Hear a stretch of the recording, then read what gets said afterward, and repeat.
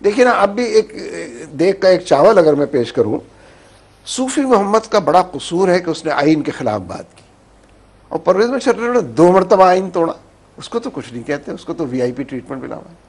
یہ جو اسٹینڈرڈز ہیں، ڈبل اسٹینڈرڈز، اس سے کمیونیکیٹ نہیں ہوتا کہ کون کیا کام کر رہا ہے، کس طریقے سے چاہتا ہے۔ جب صوفی محمد کو چاہیں گے سر پر بٹھا لیں گے، جب چاہیں گے اس کو ٹریٹر قرار دے دیں گے، اور جو اصل ٹریٹر ہے اس کو بڑے آرام سے پوری دنیا کے اندر لیکچر کے لیے پروفیسر بنا کر بھیج دیں گے۔ تو یہ کلچر ہے کہ جس نے اس پوری چیز کو جنم دیا ہے جس کا آپ تذکرہ کر رہے ہیں۔ ورنہ جو لوگ مین اسٹریم پولیٹیکل پارٹی نہیں ہیں اور الیکٹورل پالیٹکس پر بلیو نہیں کرتے ہیں اور کسی اور ایسی چیز پر بلیو کرتے ہیں جو کسی کی نگاہ میں غیر قانونی، تو ایکشن لینا چاہیے، کیوں نہیں؟ لیکن وہ گروپ جن کو ہم مجاہدین کے گروپس کہتے ہیں، کیا ان کو بھی آپ اسی کھاتے میں رکھیں گے؟ دیکھیں، مجاہدین کے گروپس جو ہیں وہ اس ملک کے اندر جہاد نہیں کرتے، وہ کشمیر کے اندر جہاد کرتے ہیں، افغانستان میں جہاد کرتے ہیں، فلسطین کو سپورٹ کرتے ہیں، وہ حزب اللہ لبنان کی جو اس کو سپورٹ کرتے ہیں، وہ شیشانیوں کو سپورٹ کرتے ہیں۔ وہ کہتے ہیں ہمارے ملک کے حالات کے اندر جہاد کا جو فلسفہ ہے اور جہاد کا جو نظریہ ہے وہ روبہ عمل نہیں آ سکتا۔ یہاں بھی آزادی حاصل ہے بات کہنے کی، ذہنوں کو بدلنے کی، اپنا ہمنوا بنانے کی، اپنا دعوت پیغام پہنچانے کی، پرامن طریقے سے آپ لوگوں کو بدل سکتے ہیں، ان کی رائے بدل سکتے ہیں۔ تو ایسے حالات کے اندر کوئی بندوق لے کر لوگوں کے اوپر چڑھ دوڑنا جو ہے اور یہ سمجھنا کہ یہ جہاد ہے، یہ اس طرح کے تمام مذہبی گروہ جو ہے وہ اس طرح کی بات نہیں کرتے۔ لیکن اس کو کیا کسی مین اسٹریم اس میں لانے کی ضرورت نہیں ہے؟ دیکھیے، مین اسٹریم میں کون لے کر آئے؟ یہ مین اسٹریم سے ان کو لے کر کون گیا ہے؟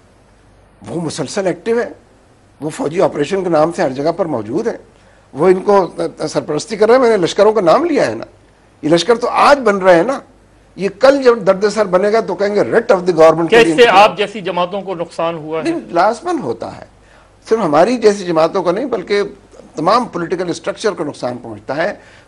عام فیلڈ کے اندر جو ووٹر ہے یا کامن مین آن اسٹریٹ ہے وہ دو رائے ہو جاتا ہے، کنفیوز ہو جاتا ہے کہ آپ کو تو دیکھ لیا ہے 60 سال سے، کچھ بھی نہیں کر سکتے، شاید یہ کر سکیں گے۔ وہ اس طرف چل پڑتا ہے، دوڑ پڑتا ہے، اس لیے کہ وہ تو شراب کے پیچھے دوڑتا ہے، اس کو تو اپنے آٹے کی اور چینی کی ضرورت ہے، تو اس لیے فرق تو پڑتا ہے۔ منور صاحب، جماعت اسلامی کو کبھی الیکٹورل وہ سپورٹ کیوں نہیں ملی جو پاکستان میں دیگر سیاسی جماعتوں کو مثلاً ملی؟ کس کو ملی ہے؟ پیپلز پارٹی، مسلم لیگ جو اقتدار میں آتی رہی ہیں۔ مسلم لیگ میں سارے جاگیردار اقتدار میں آئے، کوئی کامن مین تو کبھی نہیں آیا۔ یعنی آپ صرف اسی کو کلیہ سمجھتے ہیں کہ اس بنیاد پہ اگر یہ نہیں ہوتا تو جماعت اسلامی کو جو ہے یہ اصل میں دیکھیے نا، ہمارے ہاں جو شروع سے کوشش ہوئی لینڈ ریفارمز کے نام پر، زرعی اصلاحات کے نام پر، ایوب خان کے زمانے میں، دولتانہ کے زمانے میں، وہ کبھی روبہ عمل تو نہیں آئی، اس پر کبھی عمل درآمد نہیں ہوا، زمینیں تقسیم نہیں ہوئی۔ بھارت میں ہو گیا، بنگلہ دیش میں تو خیر تھا ہی نہیں کچھ بھی، لیکن جو کچھ تھا انہوں نے اس کے مطابق کیا تھا۔ تو ہمارے ہاں تو اس کو اب وہ اربن پاپولیشن کے اندر بھی اور اربن ایریاز کے اندر بھی انہی کا عمل دخل بڑھ گیا ہے جو پہلے رورل ایریاز کے اندر تھے۔ تو اس لیے پالیٹکس تو وہی 100-150 لوگوں کے ہاتھ میں ہے، وہ موم کی ناک کی طرح جب چاہتے ہیں ادھر لے جاتے ہیں، جب چاہتے ہیں ادھر لے جاتے ہیں۔ آخر کیوں یہ بات ہے کہ لوگ کہتے ہیں نواز شریف آ رہا ہے؟ تو پھر پارلیمنٹری ڈیموکریسی بے معنی ہے۔ جس سوسائٹی کے اندر جاگیردارانہ نظام ہوگا وہ ڈیموکریسی کو بھی شکست دے دیتا ہے، وہ الیکٹورل پالیٹکس پر بھی قبضہ گروپ کی حیثیت سے، مافیا کی حیثیت سے بیٹھ جاتا ہے۔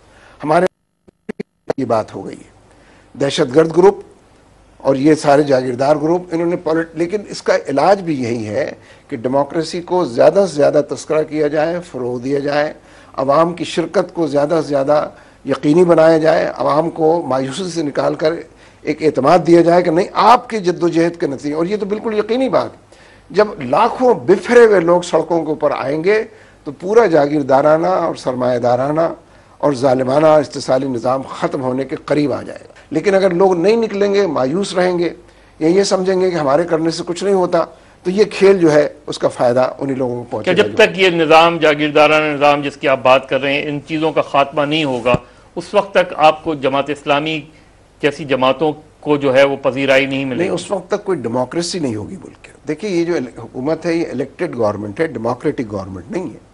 ڈیموکریٹک ہوتی تو پتہ چلتا لوگوں کو 17ویں ترمیم کہاں کھڑی ہے، 18ویں ترمیم کہاں ہے، کمیٹیوں نے کیا فیصلہ کیا ہے، کتنی پروگریس ہے، کیا ہوا ہے، جتنے کمٹمنٹس تھے، جو مینڈیٹ تھا اس کے مطابق کام ہوتا نظر آتا۔ یہ الیکٹڈ گورنمنٹ ہے، اس کے نشے میں سب کچھ کر رہی ہے، تو اس لیے اس کا مطلب یہ کہ جو اب تک الیکشنز میں جو فیصلے ہوئے ہیں وہ آپ نہیں سمجھتے کہ وہ لوگوں کے فیصلے ہیں؟ اگر لوگوں کے فیصلے ہوتے تو لوگوں کے لیے کوئی کام ہوتا. مثلا وہ پارٹی جو روٹی کپڑا مکان کے نام پر 4 مرتبہ الیکٹ ہوئی ہے, تو کوئی روٹی تو کم سے کم ابھی, بلکہ زرداری صاحب آن ریکارڈ ہے کہ ہمیں ججز کی بحالی کا مینڈیٹ نہیں ملا ہے, ہمیں روٹی کپڑا مکان کا مینڈیٹ ملا ہے. تو روٹی کپڑا مکان کا حال تو لوگ دیکھ رہے ہیں کیا ہے. بہت بہت شکریہ منور صاحب ہمارے ساتھ گفتگو کرنے کا. اور یہ تھے سید منور حسن, امیر جماعت اسلامی, جن سے ہم بات کر رہے تھے. آئندہ ہفتے کسی اور مہمان کے ساتھ حاضر ہوں گے. اجازت چاہتا ہوں. خدا حافظ.